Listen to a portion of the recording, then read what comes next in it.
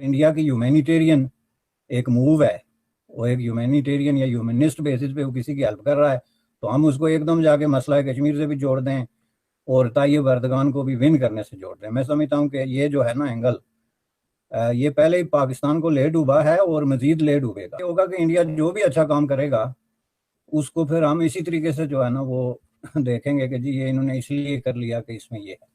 तो आपको कैसे देखते हैं ये जो इंडिया की मैसिव इकोनॉमिक सपोर्ट जो है जो टर्की को है, और कहा बस इंडिया में यही बातें की जा रही हैं कि जी जहाज़ पे जा रहे हैं। सो आपको लगता है कि प्राइम मिनिस्टर मोदी जो है he will be able enough to win back Tayyip Erdogan?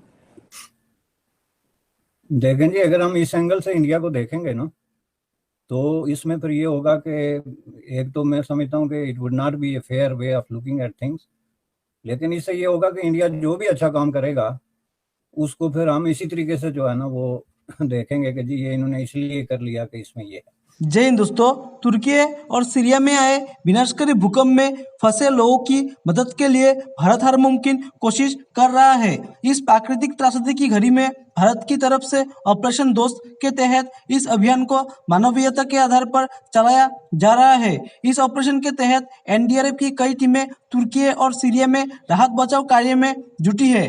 तुर्की और सीरिया में आए भूकंप के बाद जिस तरीके से भारत की ओर से मदद का हाथ बढ़ाया गया उसकी दुनिया भर में तारीफ हो रही है। भारत की ओर से दोनों देशों को मेडिकल सुविधा भी प्रदान की जा रही है।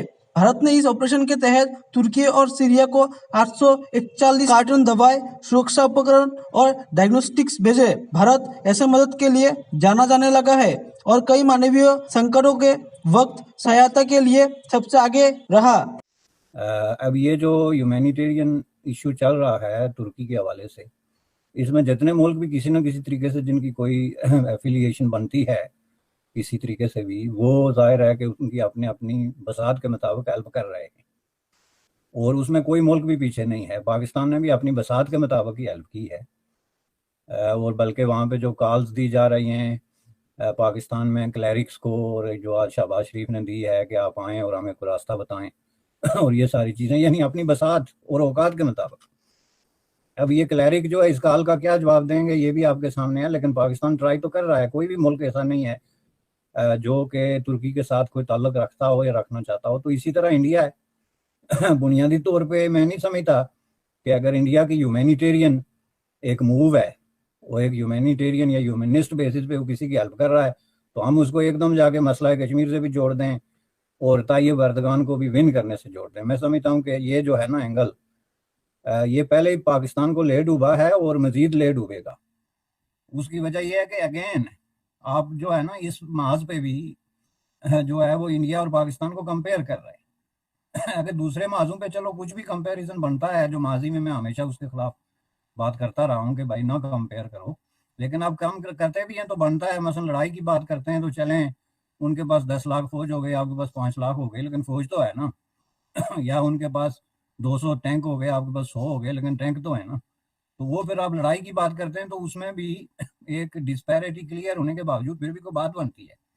लेकिन एक जलजला का शिकार मुल्क, उसमें अगर आप ह्यूमैनिटेरियन बेसिस पे हेल्प जो है उसको फिर इस एंगल से देखें कि वो जी हमें पॉलिटिकली कोई डैमेज करने के लिए या अपने माइलेज गेन करने के लिए या तुर्की की लीडरशिप को विन करने के लिए या मसला कश्मीर पर उनकी जो एक स्टैंड था उसको किसी तरीके से मॉडिफाई करने के लिए ये कर रहे हैं, तो ये गलत है। इसका मतलब फिर ये है कि इंडिया ने पूरे इस ग्लोब पे कभी किसी मुल्क की इस ह्यूमैनिटेरियन बेसिस पे हमायत नहीं की है जिनके साथ उसके इस तरह के मसले नहीं जुड़े हुए थे।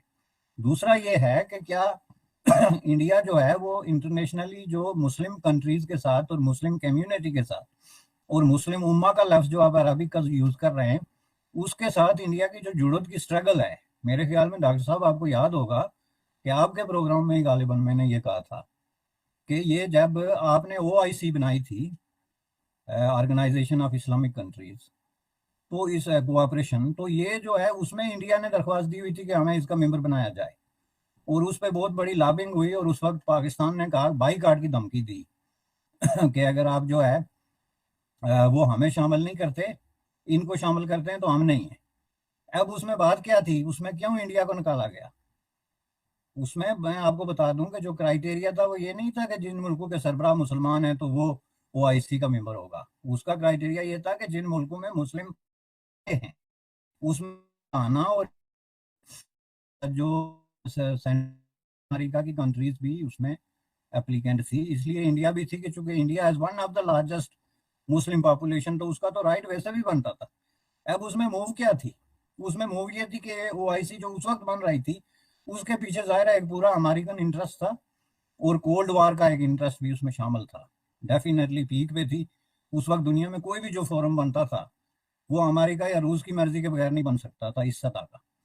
تو اس میں انہوں نے یہ سمجھا کہ اگر ہم اس میں انڈیا داخل ہو گیا تو ہمارے مقاصد تو پورے نہیں ہوں گے, چونکہ انڈیا کا اس وقت بہت بڑا سٹینڈ جو ہے وہ نان الائن موومنٹ کے حوالے سے تھا, اور اس نے 80-85 ملک جمع کر دیے تھے پنڈت جواہر لال نہرو نے اپنی قیادت میں. تو وہ کہہ رہے تھے کہ یہ تو ایک پرابلم کریٹ ہو جائے گا, اس لیے انہوں نے انڈیا کو باہر نکالا. اور اس میں امریکہ کا ہاتھ تھا, یہ میں آپ کو بتا دوں, چونکہ امریکہ نے عرب کنٹریز کو کہا کہ جی یہ واقعی جو ہے پاکستان نے اگر بائی کاٹ کر دیا تو اس کی اہمیت ختم ہو جائے گی, اس لیے ان کی اب بات سنیں.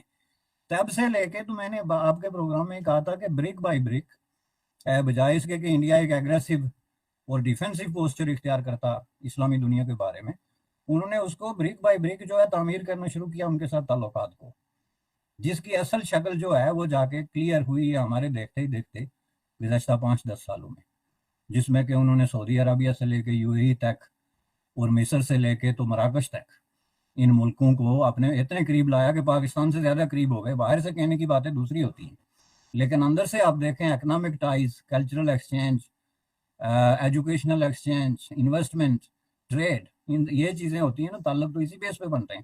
تو وہ انڈیا کے تعلق ان ملکوں سے بہت زیادہ مضبوط ہے. تو اس حوالے سے ترکی ڈیفینیٹلی پاکستان کے پاس 2 ایک ملک رہ گئے تھے. اس کی وجہ یہ ہے کہ ترکی کی جو لیڈرشپ ہے اس کی فنڈامنٹلزم اسلامسٹ ایک اپروچ اور لیننگ ہے, اس میں کوئی شک نہیں. اس کے اندر جو طاقتور لابی ہے ترکی کی حکومت میں وہ پرو اسلامسٹ ہے, اور یہ بات کہتے ہوئے مجھے کوئی جو ہے وہ کسی طرح کا شک و شبہ نہیں ہے میرے دماغ میں, اس لیے میں اس کو ریپیٹ کرتا ہوں کہ پرو اسلامسٹ ہے. گزشتہ 4-5 سالوں میں جتنی اسلامک فنڈامنٹلسٹ جو کانفرنسز ہوئی ہیں, جو پہلے کبھی پاکستان میں ہوا کرتی تھی, وہ ترکی میں ہوئی ہیں. باقی کوئی ملک کو جو ہے وہ اس طرح کی کسی کانفرنس کو اکوموڈیٹ نہیں کر سکتا. جہاں سے اب پاکستان سے لے کے مراکش تک جو اسلامک فنڈامنٹلسٹ پولیٹیکل پارٹیز ہیں ان کے ہیڈز کو بلا کے تقاریر کراتے رہے ہیں استنبول میں, اور اس میں یہ اس طرح کے مسائل اٹھائیں آپ, مثلا مسئلہ کشمیر آپ نے اٹھا دیا یا مسئلہ فلسطین آپ نے اٹھا دیا. تو اس حوالے سے ایک واضح قسم کا ٹلیٹ جو ہے نا وہ ترکی کی حکومت کا اس طرح کی تحریکوں کے بارے میں رہا ہے. اور یہ آپ کو پتا ہے کہ جو پرو اسلامسٹ ہماری انٹرنیشنل اسلامک کمیونٹی ہے اس کا منترا کیا ہے, پیلسٹائن اینڈ کشمیر.